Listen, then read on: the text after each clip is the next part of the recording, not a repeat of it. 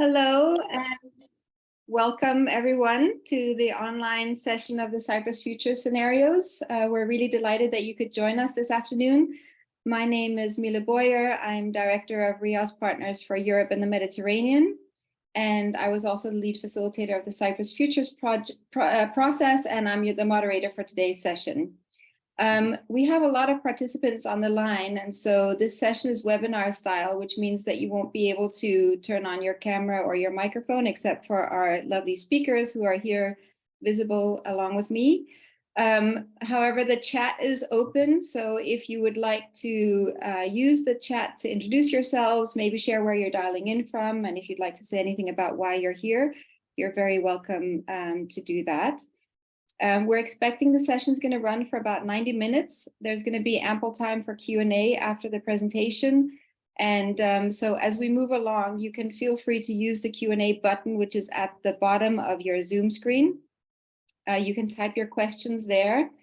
And those are the questions that I'm going to be fielding when we get to the Q&A section. So I'm not going to be responding to any questions that are in the chat box. But you can feel free to use the chat box if you want to share any reflections or respond to what's going on or interact with each other. Just be aware that any questions from there are not going to be responded to. You'll need to use the Q&A button for that. Also, the session's being recorded, so if you'd like, you'll be able to share the recording afterwards with friends and colleagues. I'm aware that there's a mix of people on the line, which is wonderful. Some of you are dialing in from Cyprus. Some of you have a deep-rooted knowledge of Cyprus, and others have perhaps a more recent curiosity about Cyprus or about this process or about how futures work may relate to other conflict settings. So we welcome that wide span of participants on the line. We're primarily going to be talking about the future of Cyprus here. We're not going to be offering a history lesson or a sort of general background on Cyprus.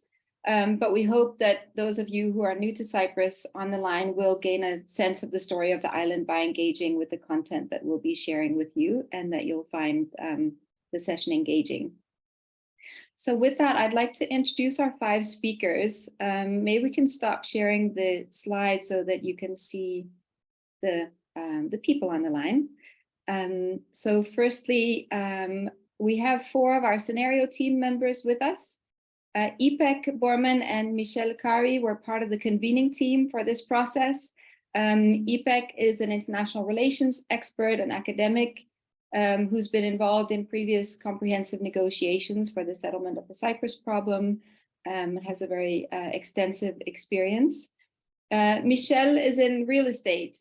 She's never had a previous involvement in peace negotiations. She comes from the Catholic community, which means she's part of a religious minority in Cyprus. And we're also joined by Marcos Zambartas and Muhit Ince. Marcos is a business owner and entrepreneur who's interested in public affairs, has been a very active member of the scenario team. And Muhit is also an entrepreneur who's doing business across the island, living the reality every day of and the challenges of trading across the Green Line, which separates the north and south of Cyprus. And finally, we have Michelle Parlevliet, who is the scenario editor of the Cyprus Futures scenarios. Michelle has an extensive track record in peace building, and particularly in studying how futures work can be useful in conflict contexts. And she drafted the scenarios through a highly collaborative process, aiming as much as possible to achieve the voice of the scenario team as a whole. And she'll be providing more background on the process and how the scenarios came to be. And we have another screen here that may be visible to you that says Reos Partners. That is Catherine Giccini, our communications manager, who's helping us with the technical aspects of the webinar. So welcome to our panelists and looking forward to the engagement. Before we begin, we'd like to just do a small interactive moment with all of you on the line. And we're going to use something called the Mentimeter. Some of you may be familiar with that. The Mentimeter, you'll see the link as well in the chat, or you can scan the QR code. We're going to ask you 2 questions. Firstly, what concerns you when you think about the future of Cyprus? And then secondly, we'll be asking you what gives you hope when you think about the future of Cyprus. If you just click on that link, it's all very straightforward from there. You'll just fill in a couple of words on that website, and we will see on the screen in a moment what's coming up. So firstly, what's concerning you when you think about the future of Cyprus?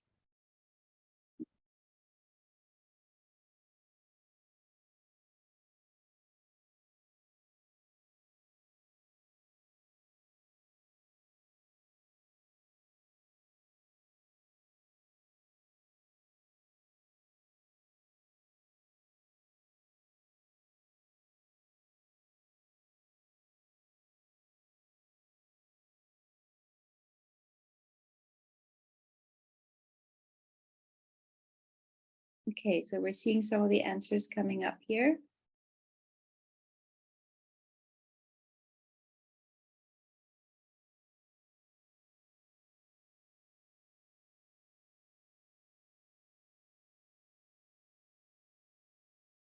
Conflict, division, security, identity, peace, growth, economy, instability, reconciliation, gender inequality, lost opportunities, climate change, short-sightedness, Turkey's influence,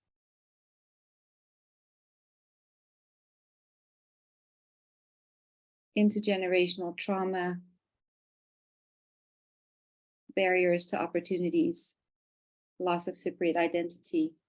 We'll be sharing these word clouds on the social media after the session as well, so you'll be able to study it more closely. But these are also very related to some of the concerns that the scenario team members had when they engaged with this process. Okay, we're going to go to the second question. You should be seeing the second question on your Mentimeter screen now. It will come up automatically. What gives you hope when you think about the future of Cyprus?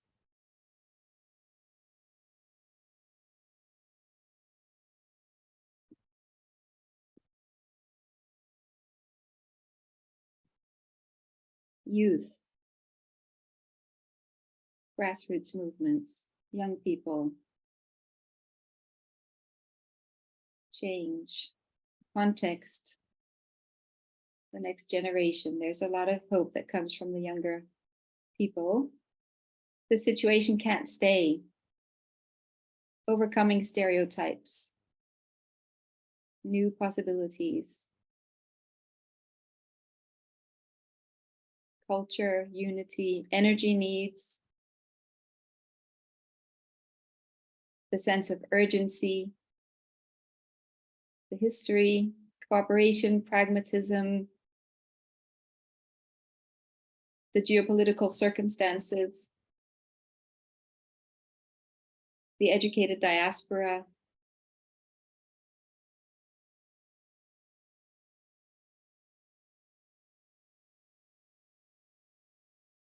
great. We'll be sharing this word cloud as well. I'm being informed that the chat is currently disabled. So I want to apologize about that. We'll see if we can get it fixed. And if not, please do use the Q&A button to ask your questions. I'm not quite sure why the chat is not working. But we're looking forward to engaging with you through the Q&A, and we'll see if we can fix it. Okay, so these are our two word clouds. It gives us a little bit of sense of the situation that we're dealing with, both in terms of the concerns and the hopes, and that those are all very much related, as I said, to the kind of backdrop of this process. And with that, I'm going to hand over to Michelle to give us some background on the process before we go into the content of the scenarios.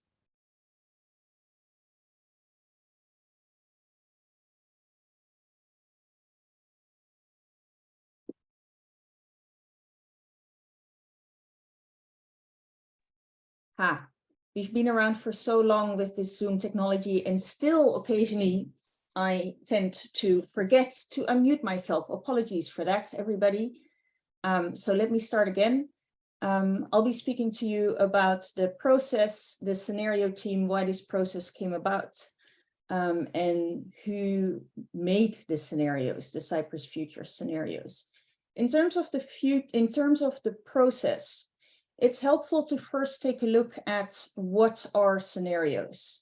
Scenarios are not stories about what will happen. They're not predictions, nor are they stories about what should happen. So they're not a proposal, a plan, a vision, or a recommendation. A scenario is rather a story about what could happen, and they tend to come in a set. In other words, a set of stories that describe possible pathways into a future, and which help us to think and talk about our lived reality. So they describe different possible future worlds and how that comes about and how it functions in relation to a range of factors. Now, there are 4 criteria that scenarios need to meet in order to be useful in a specific context. They need to be relevant. They need to speak to concerns of people in the context. So the exercise we just did with the Mentimeter, that was a modified version of something that is at the start of this process, engaging with all the scenario team members in terms of what concerns them about the future of Cyprus. Because the more the stories speak to those concerns, the more relevant they are. Secondly, the stories of the future need to be challenging. They need to raise questions about how people see things and make the invisible visible. In other words, by shedding light on blind spots and questioning assumptions and our understanding of how things work. Sometimes that's referred to as surfacing the mental models that are at play. Then scenarios need to be plausible, and plausible is an interesting notion to contemplate. Plausibility means that a highly diverse group of people believe that the scenario could happen. In other words, it's logical and rooted in evidence, and it's in the realm of possibility from their perspective, even if it stretches the imagination. So scenarios are a tool for exploring, communicating about, and working with an unpredictable future. And that plausibility criterion has been an important component of the deliberations of the scenario team. And finally, scenarios need to be clear. They need to be accessible, memorable, and recognizably different from one another. Now, this kind of scenario, let's go to the next slide. The scenario work that the Cyprus Futures process is a type of what is called futures thinking. It's an exploratory scenario approach which has been found to be valuable in various conflict-affected settings. It allows people holding widely divergent perspectives into a conversation by focusing on something all are interested in and uncertain about, the future. And it does so without expecting agreement on a solution or a preferred way forward. So the focus is on possible futures, which is often quite a shift in conflict-affected settings, where the focus tends to be more often on preferred futures, and more often than not, one's preferred future is somebody else's non-preferred future. But by focusing on possible futures, it lowers the barriers to sitting down with opponents because there is no expectation nor an insistence on agreement, and it allows people to lift their gaze to a wider context and a longer time horizon. What is also quite useful is that it broadens the conversation to include unusual suspects, so people that aren't routinely working on conflict or change, and it allows for incorporating cross-cutting perspectives. And you will hear from scenario team members that, in fact, may have been involved in working on the issues in Cyprus that divide people in the island, but you will also hear from people that have not been involved in any such process ever before. There's also something by focusing on plausibility and considering how to assess that plausibility from widely divergent perspectives. Ideas and potential solutions are being subjected to scrutiny. And that allows for a degree of realism and reality testing that can be really useful. And then finally, the scenarios work, this kind of futures thinking, is a way of building trust gradually without working on it directly. So futures work can be a very useful way to have people with different interests, different priorities, often different values, to still engage with one another and make some progress collaborating on something that concerns them all, the future, even though they may have very different views on that. Now, this transformative scenarios approach used in the Cyprus Futures initiative is something that was born in the transition from apartheid to democracy in the early 90s in South Africa. But it has since been used in many different contexts, some contexts focusing on national futures like South Africa or in Colombia, but also in relation to contentious issues, drugs problem in the Americas, for example, democracy in Latin America, land reform in South Africa. And there are various people who've actually found this, who've endorsed this approach. So let's go to the next slide, Kat. So just to give you a sense, the former president of Colombia, who later was awarded the Nobel Peace Prize in 2016, has called the scenarios process one of the most significant events in his country's search for peace. And it's useful to note that the transformative scenarios process in Colombia took place in the latter half of the 1990s or the second half of the 1990s. And some people who've been involved in that process initially got the idea that relatively little happened with those scenarios, and then still somehow they played a role in people's thinking, in opening up spaces for dialogue. And later Santos indicated that it was a big influencer in making him see that sitting down with opponents was in fact possible. Tito Mboweni, the first Black governor of the South African Reserve Bank, a former minister of finance, and the head of the economic unit in the African National Congress during apartheid, who took part in the first process in South Africa, said that the transformative scenarios process in South Africa, known as the Montfleur process, pushed us to confront historically held beliefs and positions, and then to see what we could do. In other words, where scenarios work, especially in a corporate environment, has often an adaptive orientation. In other words, we develop stories of possible futures to understand what could happen and then adapt to that to more easily thrive and survive. This transformative scenarios approach entails mapping and understanding possible futures so as to influence them. And it's informed by the notion that the future of tomorrow and in years from now is actually created by the actions and inactions of today. In the former president of Brazil, Fernando Henrique Cardoso, highlighted the drug problem process, the transformative scenarios process on the drug problem in the Americas, as highlighting or breaking a taboo on options. And finally, the former Secretary General of the Organization of American States, speaking about the same process, noted that this process broke down the barriers to transparent dialogue and paved the way towards a debate without blinders or false prejudices. So some of those quotes speak to that subjecting wishful thinking or subjecting different ideas to scrutiny and setting aside wishful thinking. Now, you may ask, why a process like this in the context of Cyprus? So let's go to the next slide. There are many people in Cyprus who perceive the situation in Cyprus as quite stuck. And empirically, one can say there is a long-term de facto division in Cyprus, and some have in fact compared the Cyprus problem as a black hole sucking up energy, resources, and attention, where there is a lot of attention on the past and who did what to whom and who is responsible for the situation of today. And instead, the conveners, the initiators behind this process, thought it might be useful, based on contributions from different Cypriots, to do something different, to see whether it would be possible to use this working with an uncertain future to try and generate movement in the stuckness. So this process is really meant to catalyze open and reflective strategic thinking and conversation about the possible futures of Cyprus and the opportunities, risks, and choices these futures present.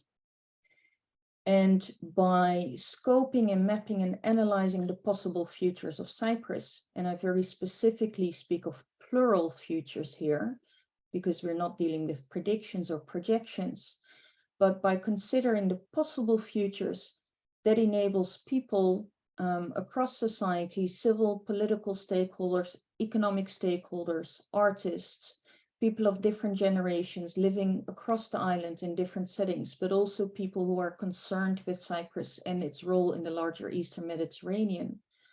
Empower this very broad diversity of actors to make their own informed choices.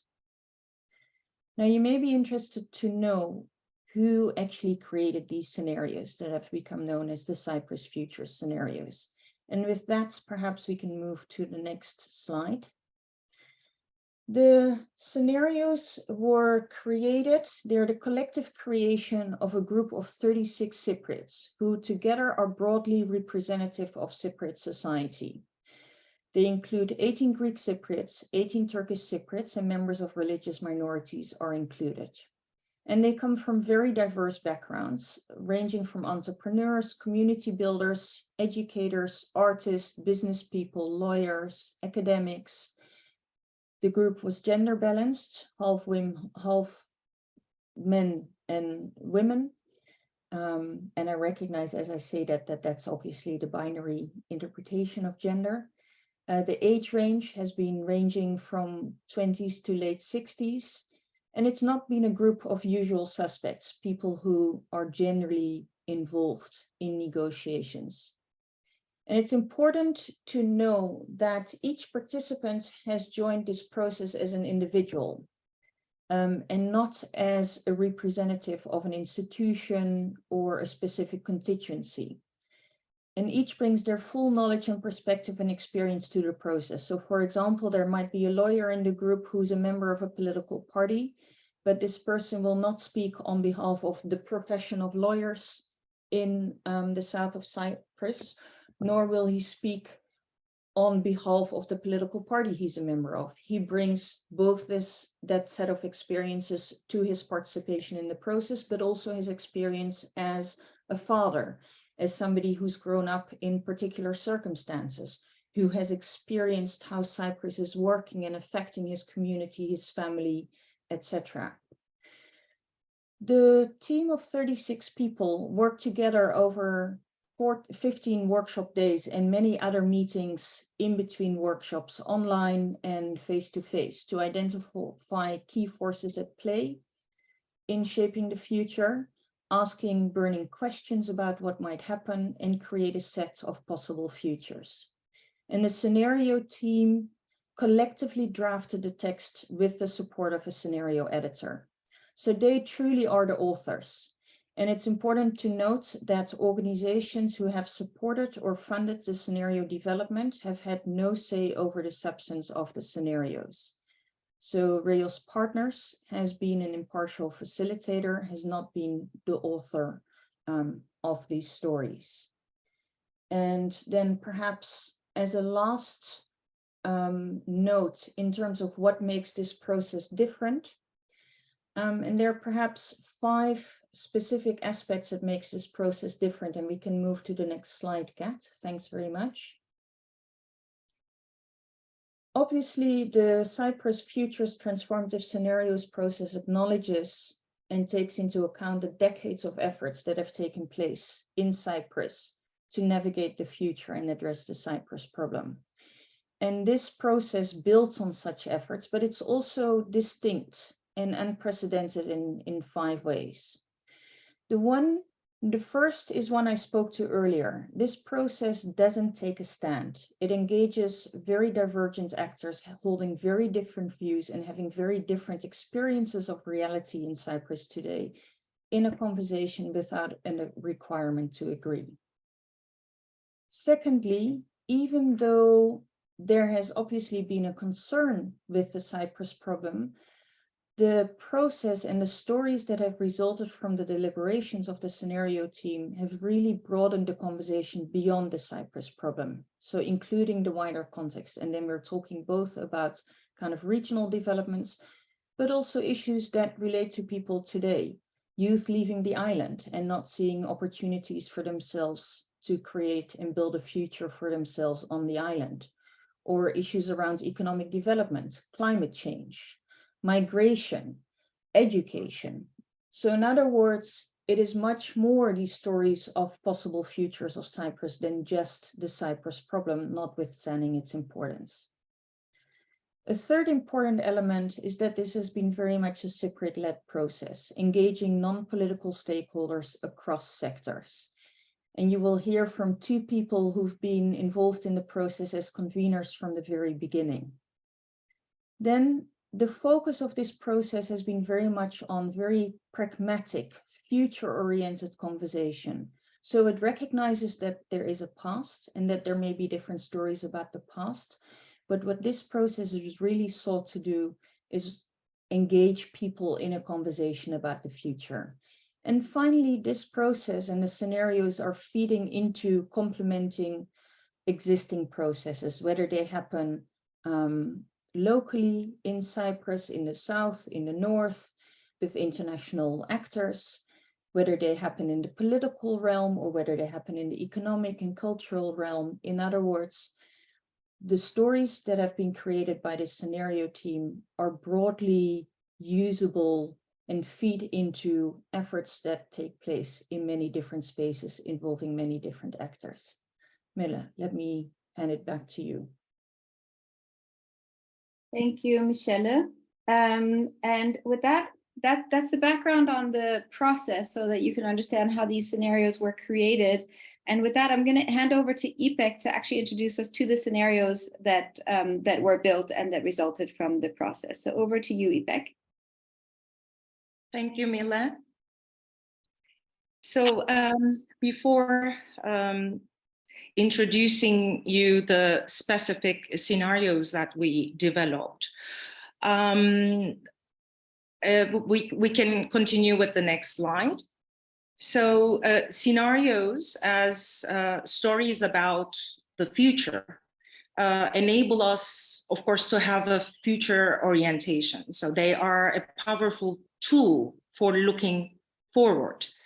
When we look back, we see a Cyprus with a long and painful history. It's a millennia of history and traditions, colonialism, struggle for independence, establishment of the Republic, 1963-64 events, then 1974 events, division, agreement to pursue federation, failure of peace talks, and every passing year, communities growing apart. So, of course, this looking back helps us to learn from history and from our mistakes, to affirm values, to forgive, to heal, to let go.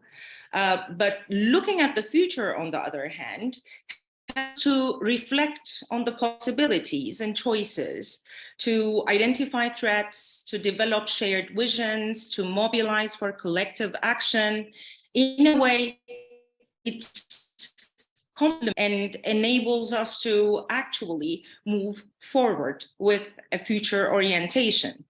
And of course, scenarios within the confines of plausibility is the closest we can get toward having insight into the futures, into what the future holds for us.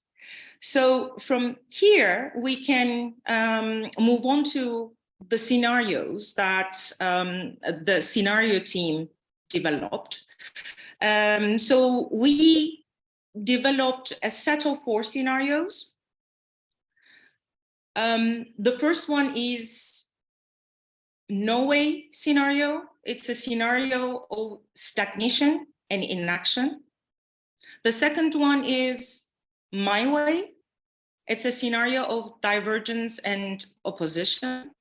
The third one is their way. It's a scenario of peace under pressure.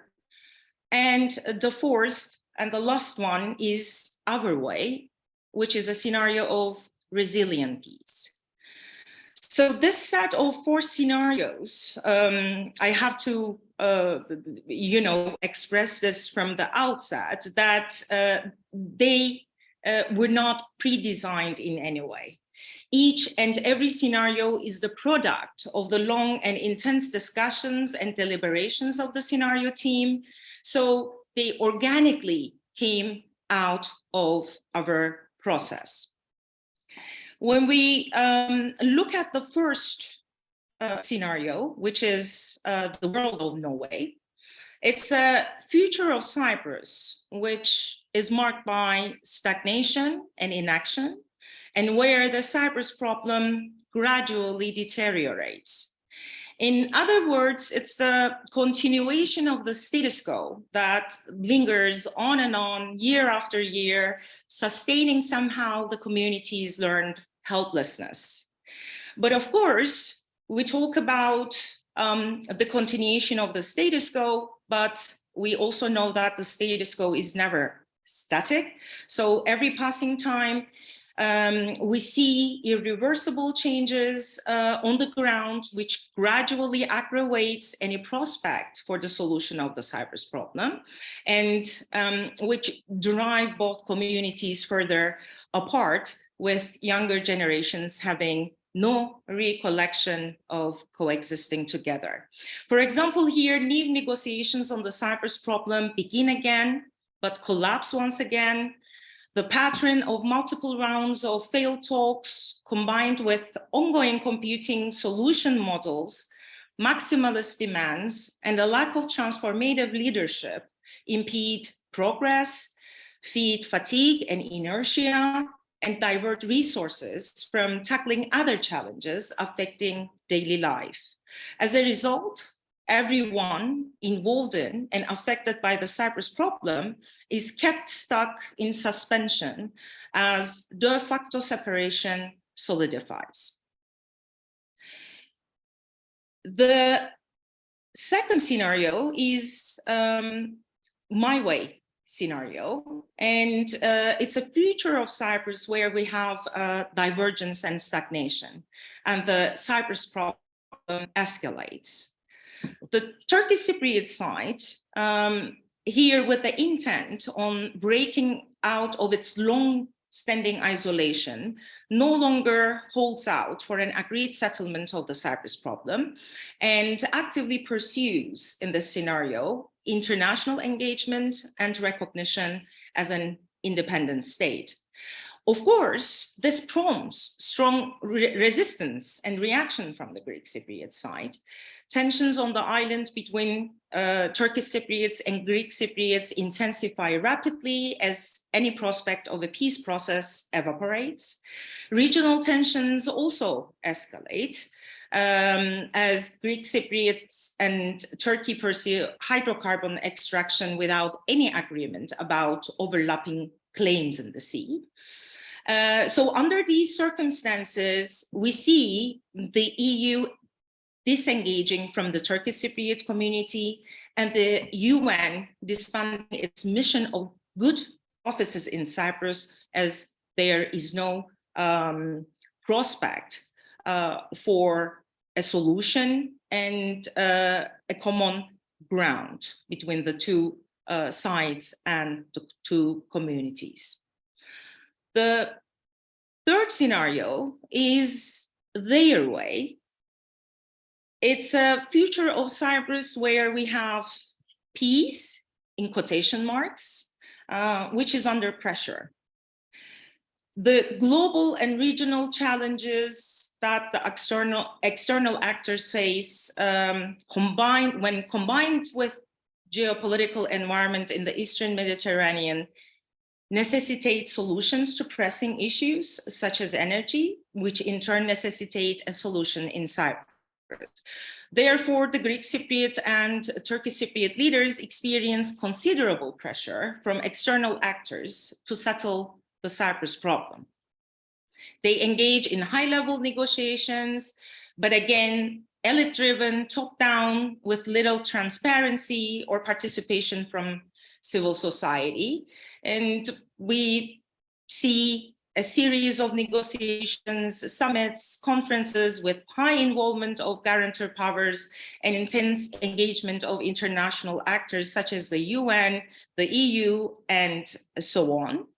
At the same time, in a short period of time, the public on both sides is subjected to a smart communication campaign employing marketing techniques to influence their referendum vote. And this time, we have 2 yeses, and the Cyprus problem has finally been solved in a heightened state of hope and expectation. The federation, which has been established, has a high degree of decentralization and little attention for creating an effective culture of federalism. So cracks soon start to emerge as economic integration proves challenging and leaders experience competing loyalties to the federation they created on the one hand, and to their community whose support remains essential for remaining in office on the other hand. So it results in a dispensation that reinforces mistrust and ethnic divisions and has little capability to handle stress. So the Cyprus problem gets settled only on the surface, with potential risks and threats lined up on the horizon to threaten the already fragile peace that has been established under pressure. And finally, our way is a future where the Cyprus problem gets transformed through achieving what we call a resilient peace.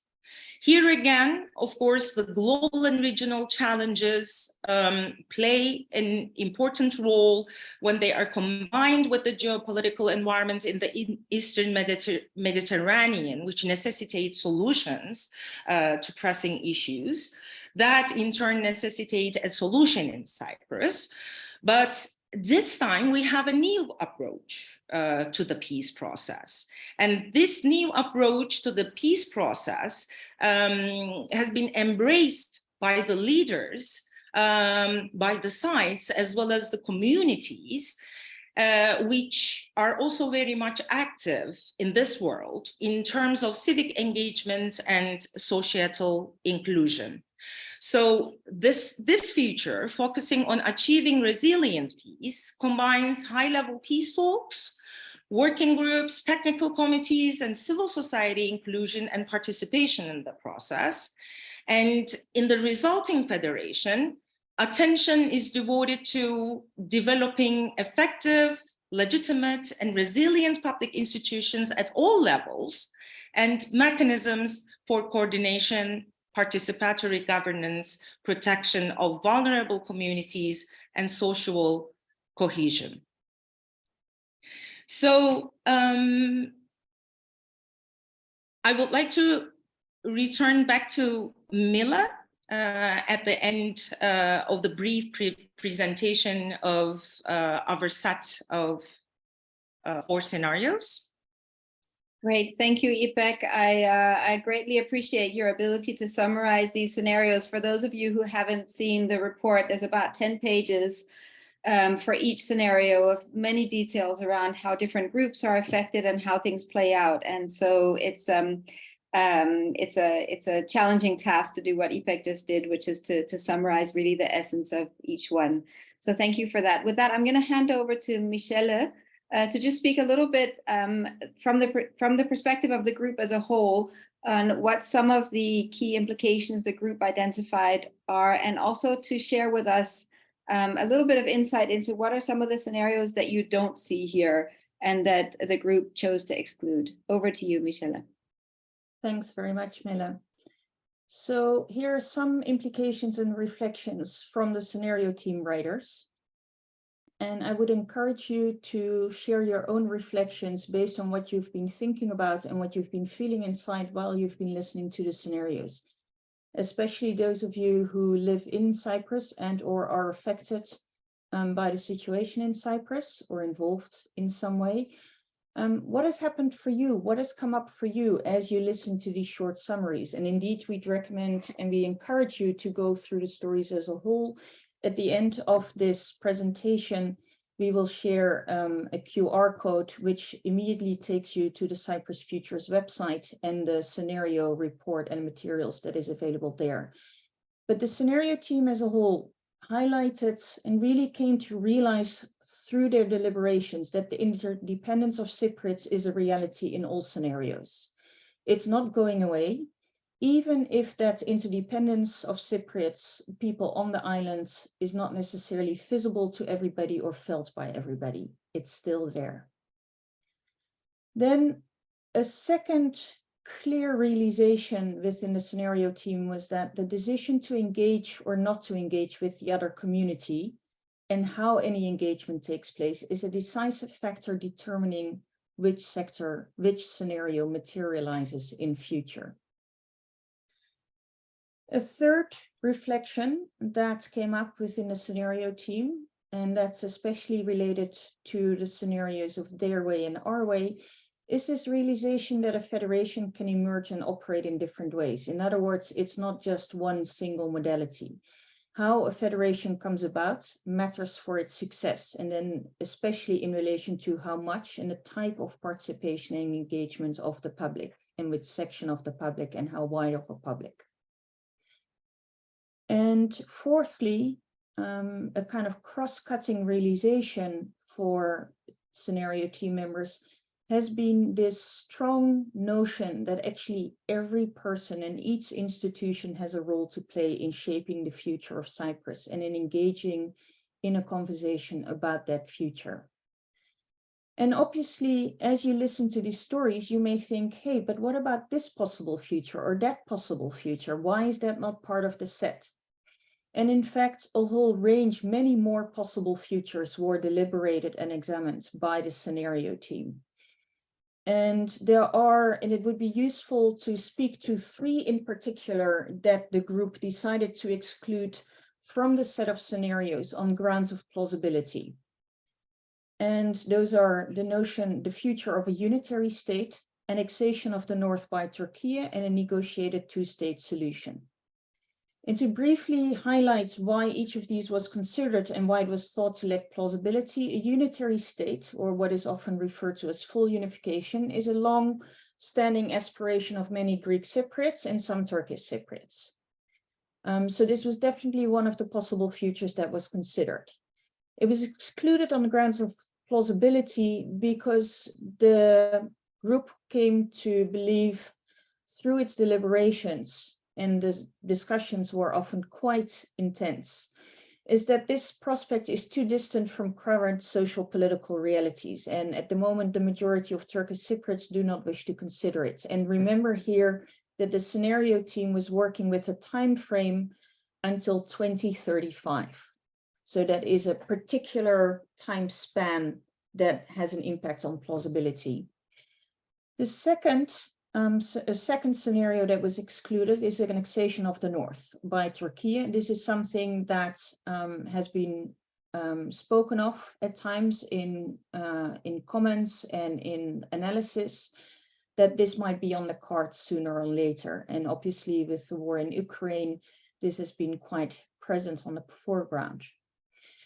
But the group came to believe that such an act would have such severe diplomatic, political, and economic consequences for Turkey that the country wouldn't want to deal with that, especially considering all other challenges it is facing. And then thirdly, a negotiated two-state solution. And this is something that's been advocated by various groups, and obviously also is an official policy of the Turkish Cypriot leadership today, but it has come up on the political agenda from time to time since the collapse of the Crans-Montana talks. The group thought it lacked plausibility, partly because of strong resistance from Greek Cypriot citizens, the majority thereof, but also a realization that the EU is highly unlikely to accept admission of two separate member states from Cyprus within the EU context. And obviously, As you listen to this, you may have a different assessment of plausibility, and the group doesn't conclude that everybody would reach the same conclusions, but they as a group, with all their diversity, came to a set of scenarios where they thought this is something that we consider within the realm of possibilities within this time span until 2035. And that provides a basis for conversation. Back to you, Mille. Great. Thank you, Michelle. So with that, I would love to hear a little bit more from our scenario team members who are on the line. And I'd like to start with Michelle Kari. You know, when people look at Cyprus from the outside, there's the notion of a frozen conflict. People see the situation as static. I'd love to hear from you, and later from Muhit as well. Can you speak to what's changing in Cyprus, and how do these scenarios relate to your personal experience and to what you're seeing unfolding in Cyprus at the moment? Great, thank you for the question, Mille. Hello, everyone, and thank you to everyone who is watching us.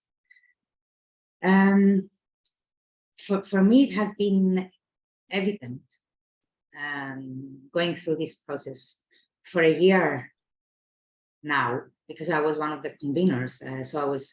I started this process right from the beginning. It is quite evident that no situation remains static under any circumstances.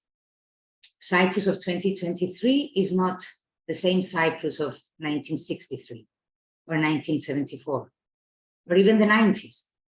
The world has evolved, and so has Cyprus. The communities have evolved, societies, the economy, developments, infrastructure, education, nothing has remained static. And when I came to this realization, this is a very personal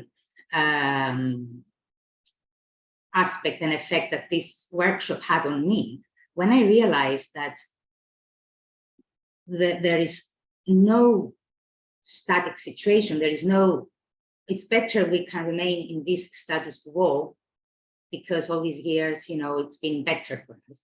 It's merely because we haven't realized, or we haven't worked on identifying the changes that have taken place these past 50 years. It's been half a century. We don't face the same challenges as population in this country as we did in 1974. It's as simple as that. It's really, it made me question. When I realized that, it made me question. I mean, it sounds obvious. It does sound obvious, but when you work on it and realize that everything has evolved. The economy on the north side has evolved drastically in comparison to what it was. Same in the south. In all aspects, we have evolved. It made me question my assessment of the problem, of the Cyprus problem all these years. We've all been assessing the problem in a specific way. For each one, it was different. I've questioned my assessment. Has it been realistic? Is my assessment of the possibilities we have to solve this or not to solve this, or whatever can happen with our future, is the assessment I have in my mind up to date with what is happening in our Cyprus of 2023? This has really changed my whole perspective on how I see the Cyprus problem and how I see our future in Cyprus. It made me question my beliefs. And to be honest, if we only manage to, if this will be the only achievement we will make with these presentations that we are doing. If only we can make people question their fixed perceptions and perspectives on our problem, this is a gain for me. And the purpose of this workshop has really been and is to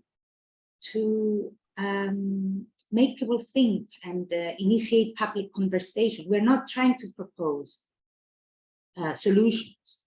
We are trying to initiate a civil discussion on the future and assist in creating further possible scenarios.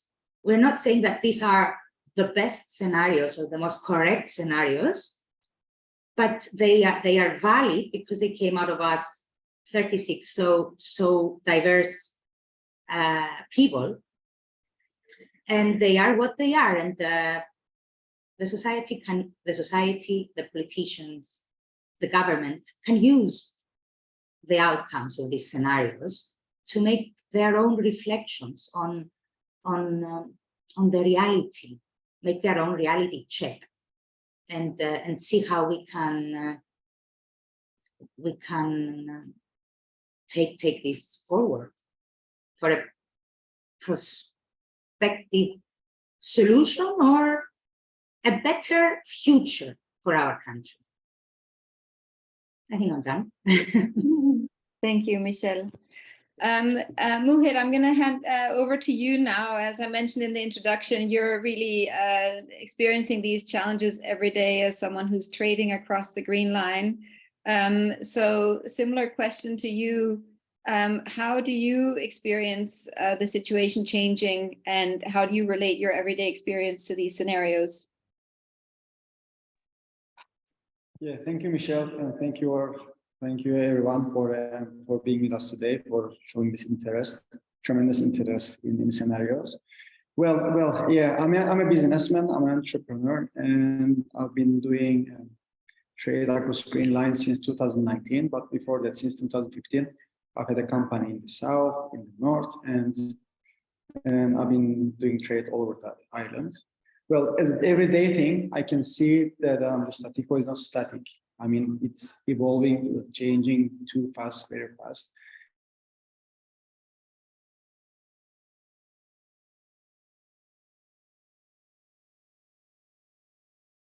I'm afraid Muhit is frozen. So let's move to Marcos. We're going to see some forest fires. We're going to see many things happening, affecting our island. We'll have some youth, young people coming for summer holiday. We'll have a lot of discussions about what's going to happen, if they're going to come back ever, or what jobs they are dreaming about, what's happening in the abroad, and vice versa. And as a person, actually, experiencing all this every day, as we have to stop for a second. We have to understand what's happening. And talking about the scenarios actually, they help us to dream, not dream, but to foresee about the possibilities, the plausibilities in the future. So today our actions, actually, they're going to have consequences in the future. And in our scenario time frame, it's 2035. If you think it's not too far, but it's also too distant from today, that we can have a bunch of different events or important things that might happen in this time frame. But as an entrepreneur, today, for example, I had to cross 2 times. For one, for my personal thing, I had to go to a doctor visit to the south, and the other one was for a site visit to see a client. And I mean, it's all about bureaucracy, and we are interdependent, as Michelle explained before. That's one of the realities that we have to understand on the island. Even though I can understand some of us may be in the bubble. For example, as you get away, distant from the crossing points from Nicosia. You go to Famagusta, Limassol, Paphos, or same in Kyrenia. People, they have their own daily life. They're not very engaged in Cyprus problem. They are not very interested because of the exposure to different things, different everyday life routine. But actually, not realizing all happened on the island today, they're going to cost us the future. So we are kind of living in Norway and my way scenario at the moment. So we have to understand, we have to just to see it for our families, for our future, for our friends. When you read the scenarios, how do you feel? How do you feel if this happens to you, or if a certain occasion, if certain thing happens to you, to your family, to your friends? What will be your feelings? Because we are getting a little bit distant away from reality of Cyprus. And now it's been 50 years since the problem started, or more than 50 years maybe. And now we have different generation, we have different people with different needs on the island. And as the people of Cyprus, as an entrepreneur, as business people, no matter what, we are the people of the island. And by using the scenarios, we are just try to give you a sense of feeling, sense of flavor happen in the future. As I said, no matter who you are, what do you do, at least you can have some chance to consider, to see how you can put yourself into where you can put yourself into that time frame, and how would they make you feel about within time frame. There are lots of going on things, a lot of things going on in the scenarios. So I hope you can have some time to read them through, and from that, I hope you can link yourself to a certain point in any of the scenarios and actually realize. Thank you. Thank you, Muhit. And finally, over to Marcos. Marcos, I would love to hear from you. What insights did you get?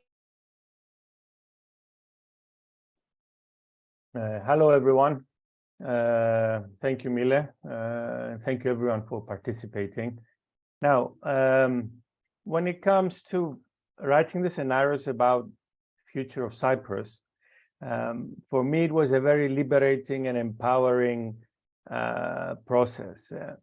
I'm talking a little bit, taking in consideration the psychic of the Cypriot population, where coming from a small island, having a lot of external powers, deciding the fate to some extent of the island, I think it's a heavy weight on a lot of people's shoulders that they feel helpless.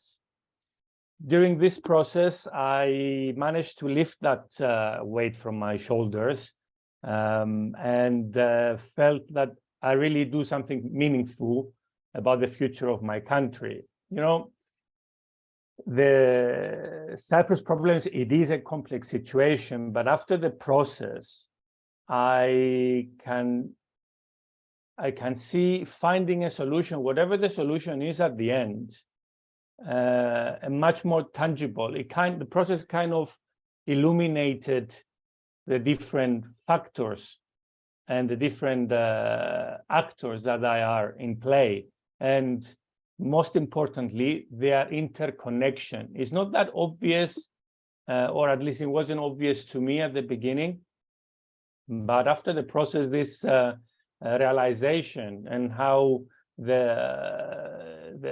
different factors play with each other gave really, it was very illuminating to me. Now, these four scenarios are very possible and very plausible. And the beauty of the process is that people can relate to. Obviously, people can relate to the past, but relating, you know, thinking of the future is, I believe, it's a much more powerful meaning to life. we cannot forever be dictated of what happened in the past, but feeling that we can, in our own way, influence how the future unfolds, I find it very powerful personally. You know, a lot of people, they are still at the emotional, let's say, state of how to deal with the Cyprus problem, but emotions need to turn to thoughts. And once thoughts are sorted out, they have to induce action. And action is about citizens getting activated, really, and mobilized. There's everyone, no matter how important or not might be in the future of Cyprus, it has a role to play. It is important that citizens get mobilized. I cannot highlight that enough. So it is this process that made me and other people from scenario writers to really speak out and take actions like the one today. And just a closing remark, I feel that if most of the Cypriots could follow the process that we followed last summer, I think we would be able to find a common solution much easier than we can think of. Thank you. Thank you, Marcos. I'm going to go back to Ipek now. Ipek, you would like to share a couple of thoughts about the choices that we're confronted with the scenarios, and I would like to actually already jump, if you'll allow me to connect that to one of the questions that's come up, which is around what solutions and needs did the participants bring up that were surprising or new compared to the usual discourse among the usual suspects. And you're quite familiar with the usual discourse among the usual suspects. And so if you think about the choices that the scenarios confront us with, what's new or surprising there compared to the, yeah, as I said, the usual habitual conversations? Over to you, Ipek. Yeah, that's a hard question. I mean, we were 36 people there. We all had our own perspectives, of course. So, and for some, what we define or identify as, you know, traditional or conventional, you know, could be something. It could be perceived as, I mean, negative or positive by another person. So, but what people, of course, had their own solutions, or they highlighted, you know, certain needs. But what was particularly striking for me, from my point of view, was for us to see that civic engagement matters a lot. That actually people, I mean, the citizens, the communities, which perspective you are looking at it, doesn't matter. People are not involved actually in the peace process. They have been kept, you know, distant or away from the formal track, from that side of the negotiations. And it was as if really a, you know, scenario, you know, was written for them, and events were unfolding, or developments were happening as they were only watching. Yes, we had some instances, periods back in the history where one community, other, you know, were much more active, but that never happened when the negotiations were continuing, that triggered the sociable dynamic towards the resolution of the conflict.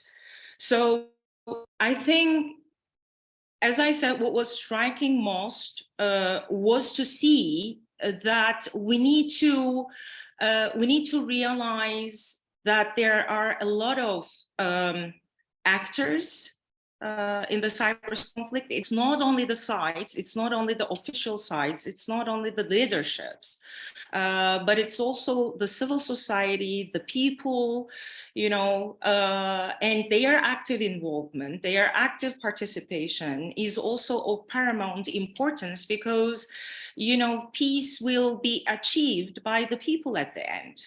Yes, we can have, you know, a settlement agreement signed by the official sides, signed by the leaders, but if people, I mean, the actual people who are going to, you know, experience that settlement and live in their daily lives, they need to embrace this, internalize this, embrace this, and transcend borders. So scenarios, in that sense, we are talking about scenarios, we are talking about some possible futures, but these do not materials as if by magic. So just as what we call as future is not an out there reality that is generated automatically and for which we have no control at all. So they become realities through our choices, actions, inactions, and reactions, gradually nudging systems in specific directions. And as I said, within the context of Cyprus, there are various stages, both internal and external, civic and political, formal and informal.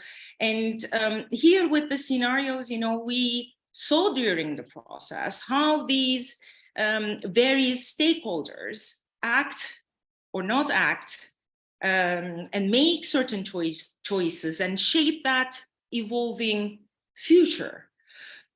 If we take, for example, the leaderships as an important stakeholder, they act and react in certain ways.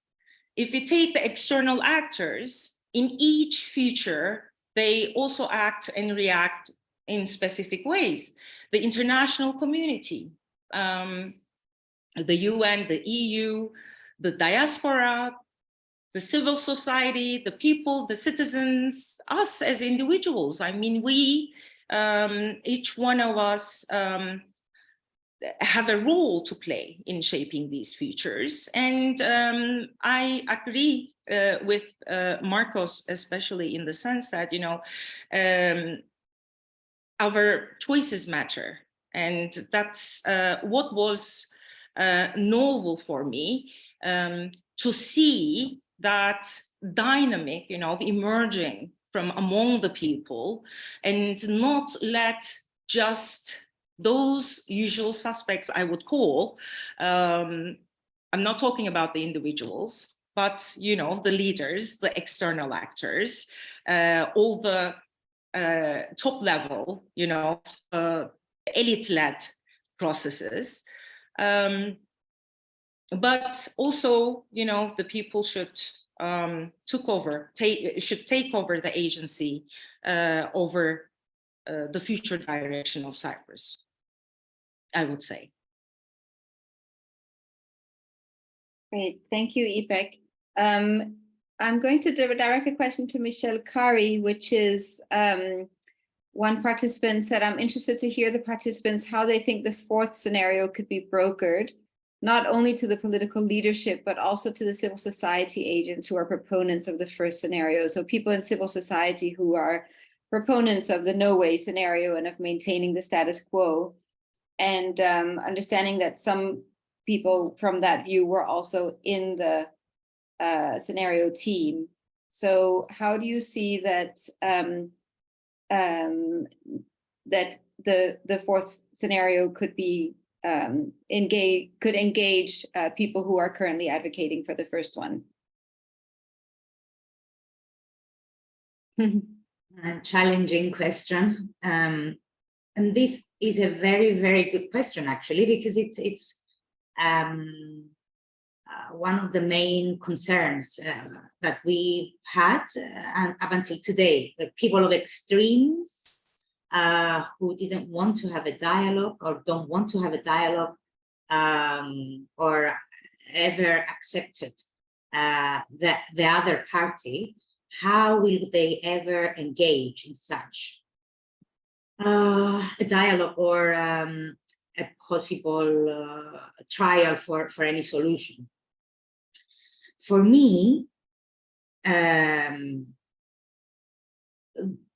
this process has been so valid because it engaged.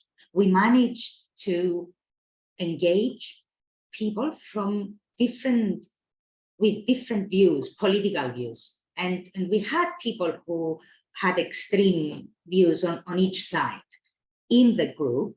And we managed, of course we had tension, of course we had discussions, and you know, at times it was really intense, and we didn't think that we would have arrived somewhere, but we did. We managed to agree in between us with all these different views to form possible futures. Because these people were involved, and not only these people, but people from different backgrounds, not only ideologically, but occupation-wise as well. Like they were teachers, and they were civil servants, and they were lawyers, and they were entrepreneurs. We had the church, we had a priest in our team, academia people, all these, and from all over Cyprus. So it was people from all regions of Cyprus who have all agreed to these 4 scenarios and are all engaged in this process. So the power of this process is that all these diverse people from the group will and are already sharing the scenarios. And of course, obviously, the 3 first scenarios are somewhat what everyone would expect or know or have been talking about. They are the more obvious outcomes, let's say, of collaboration, of a collaborative work to think of the future. How Ipek very nicely put it earlier, the 4th scenario and all scenarios, they came out very organically. It's very true. It just came out. This 4th scenario came out where it made us think, really, that yes, there can be pressure to reach a solution, yes, but what if the 2 leaders agreed to a framework of a solution and then give time to years for preparation of the population and the societies to implement this solution? So this was one outcome of this work, you know, one outcome of the work we've done. Of course, there will be people, to go back to the question, of course, there will be people who will not be able to accept any different reality from what they have been experiencing up until today and with what they are comfortable with. But what we are proposing is not a solution. We are proposing to everyone to open their minds and see the problem from different angles, and also see the different angles within the problem. That is what we are proposing. So I think, and I'm trying to round it up, that because of the people already working within the group, who are already spreading the work that we've done, there can be and sort of correct information about our work to this group of people that our friend is referring to.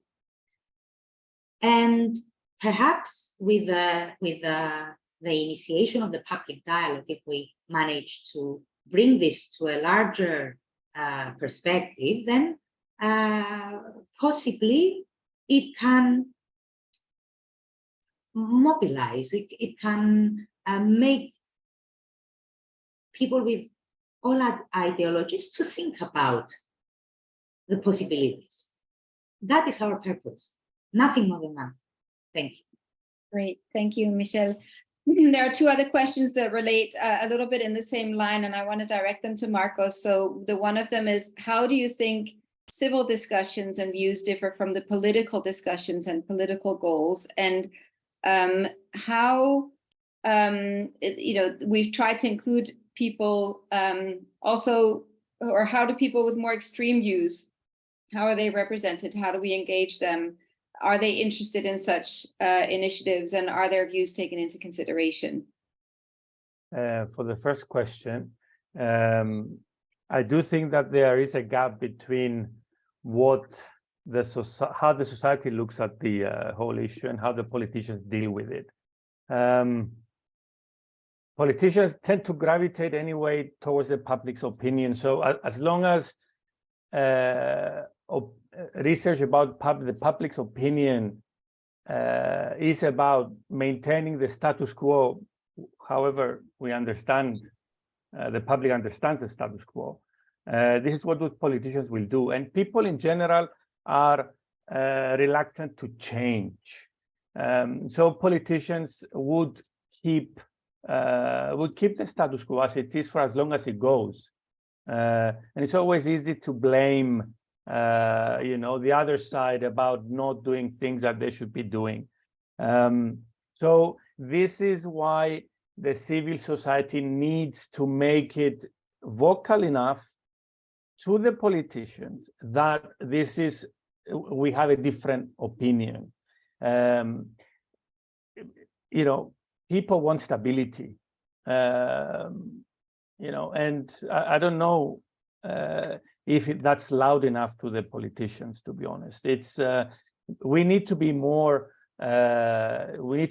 engaged when it comes to how to shape the politicians' actions.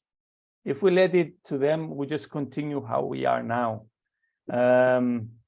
What, in a broader concept, I would like to say that there is a need for trust building between the members of each community. Because of the geographical separation currently, there is no social space between the communities. We need to start creating economic ties between us. This is how you start building trust. And of course, going now to a much bigger issue is school education.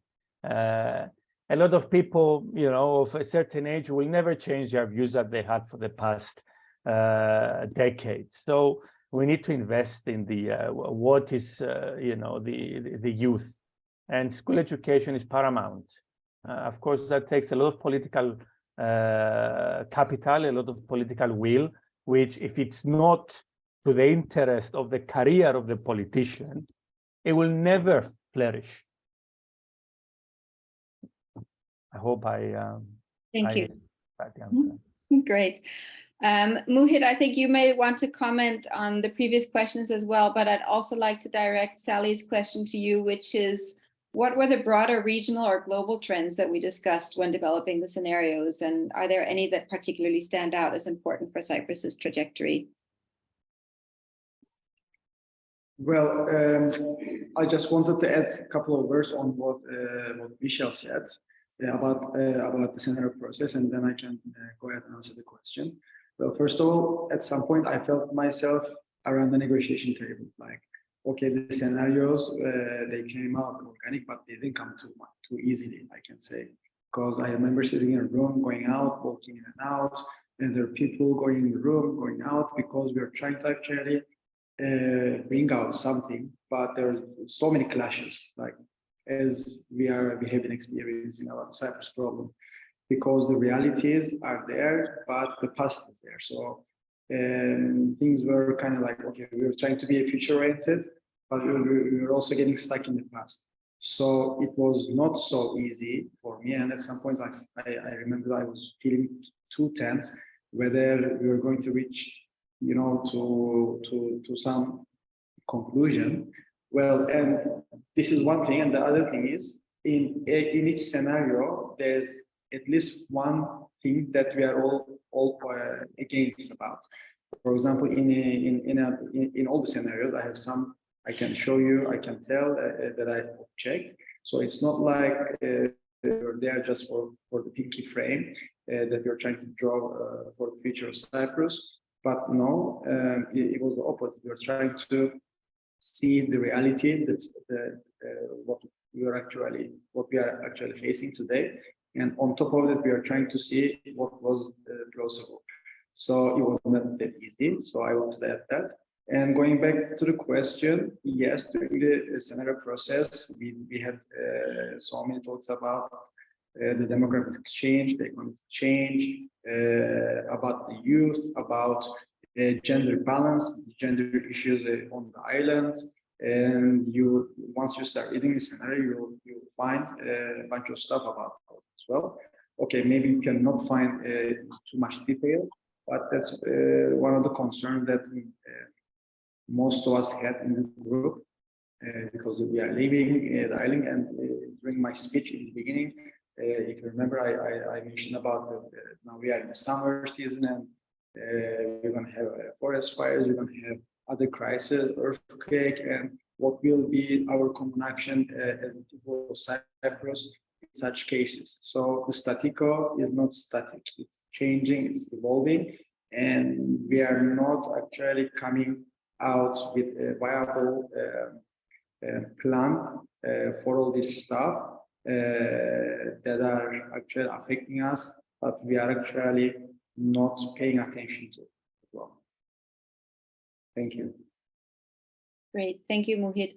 We have 6 minutes left of the webinar, so what I'll do is I'll just speak briefly to the remaining questions and share about the next steps, which is one of the questions that's remaining as well. And then I'll hear if there's a final word from each of our panelists. So there's a technical question about the facilitation method, which I won't go into, from Mark Clark. We can talk about that another time. Happy to share that. But there's also a question here about what's called the will for the Enosis ideology and the effort of achieving a Hellenic island with Greek domination, a suggestion to include that scenario and calculate its probability. In fact, that scenario didn't actually emerge out of this process. There are 3 other scenarios, as Michelle mentioned, that were excluded on grounds of plausibility, and I think my reading of the process is that scenario would be in that category, or perhaps even further out in that category. But we're happy to engage further with that, and perhaps some of the scenario team members will have a comment on it. But it's just to remember that the assignment here is for people to create plausible scenarios, and there are many scenarios that people can imagine, and there were many discussions here about plausibility, what makes scenarios plausible and implausible, and these are the choices that this group made. Others may have different views. There's a question about whether the initiative is an attempt to change mentality and then get down to specifics that have been discussed for ages. And I think that is very much the idea with the transformative scenarios approach, that we work at the level of mindsets and understanding and attitudes so that the other conversations can be held on a different basis. One of the famous mediators from Colombia made a similar comment and said that he's a negotiator, and he can see that the work that we're doing with the transformative scenarios is working at the level of mindsets and attitudes that needs to precede the work that he engages in. And so I would say, that's accurate, and it's not easy. but that is what this initiative is trying to do. I'm not going to be able to cover the other questions, but I'd just like Catherine to pull up the slide about where we are and the next steps.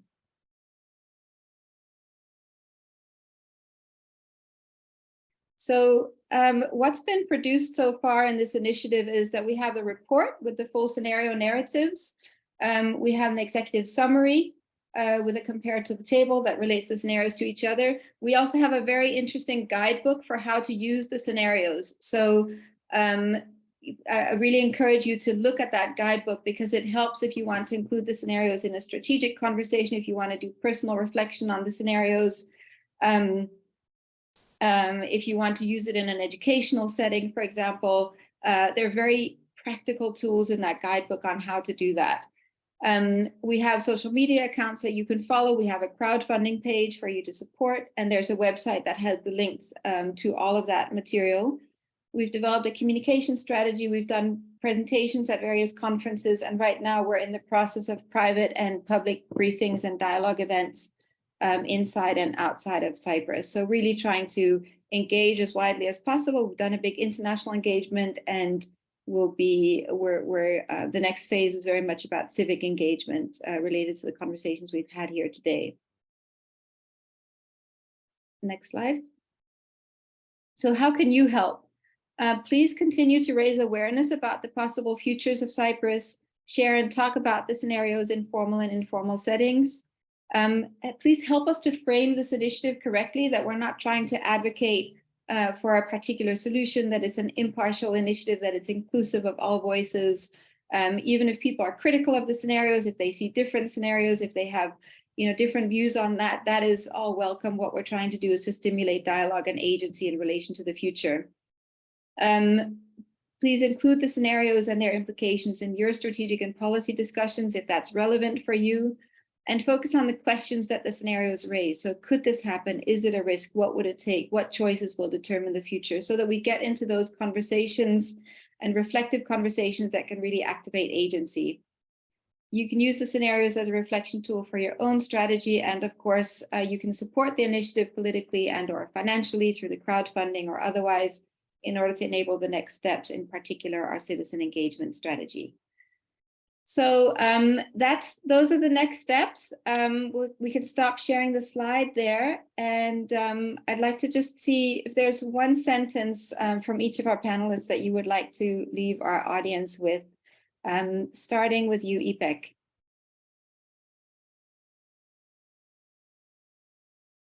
Yeah, thank you so much, Mille.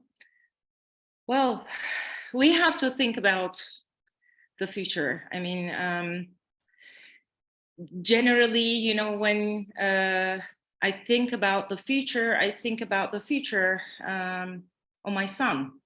I think that's mostly the case, that because we feel that we are somehow, stuck and depressed with the current situation, we cannot foresee a future for our children, for younger generations, where they can, fully utilize their potential as human beings, as citizens.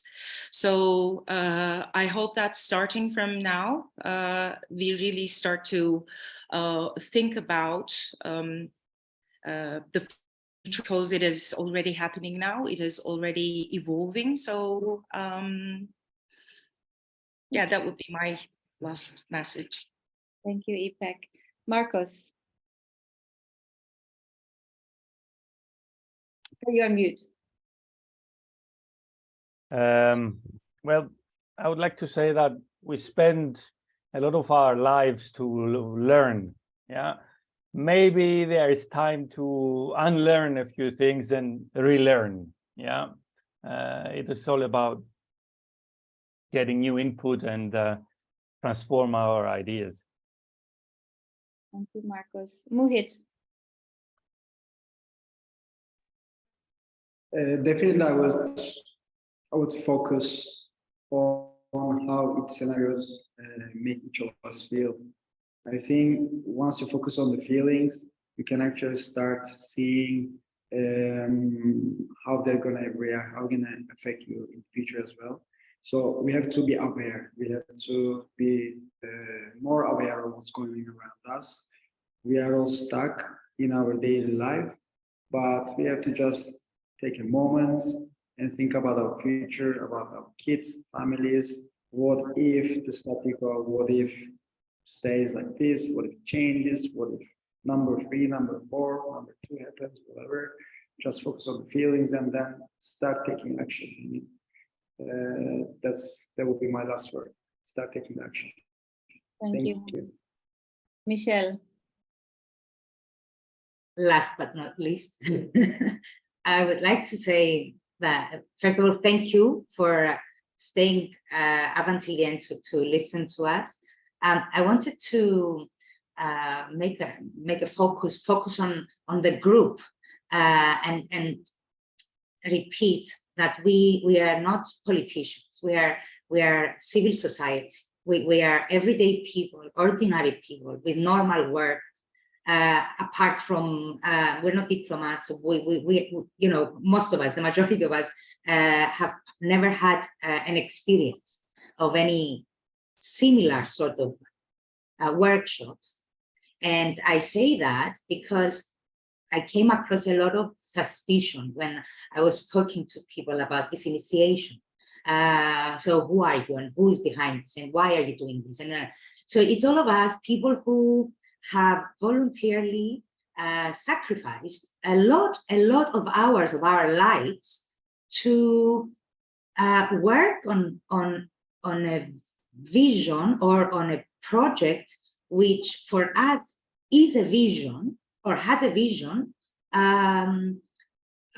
for a better future for our country, whatever that future might be at the end of the day. We're not advocating for any solution. We are people who care about our country and want to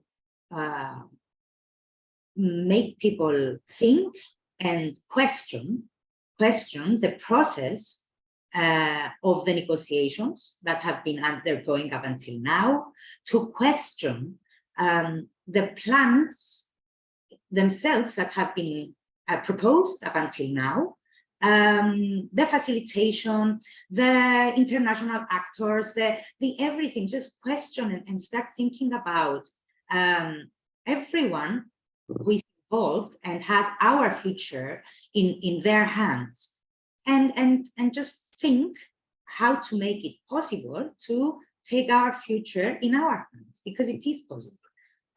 It's not easy, but it is possible. And in the fourth scenario, we do come up with a few possible ways of engaging the society in politics, anyway, and around the problem. I am very blessed. I feel very blessed, and I will feel very.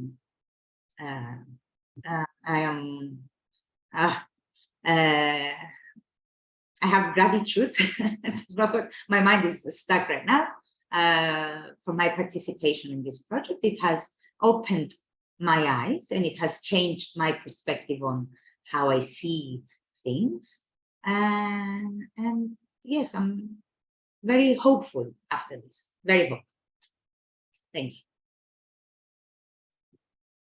Great. Thank you all for joining this rich conversation. Thank you to all our participants for your enticing questions. And we hope to engage further with you in this conversation as we move forward. Thank you all. Feel free to leave a reflection in the chat as you drop off, and we'll be in touch soon. Bye-bye.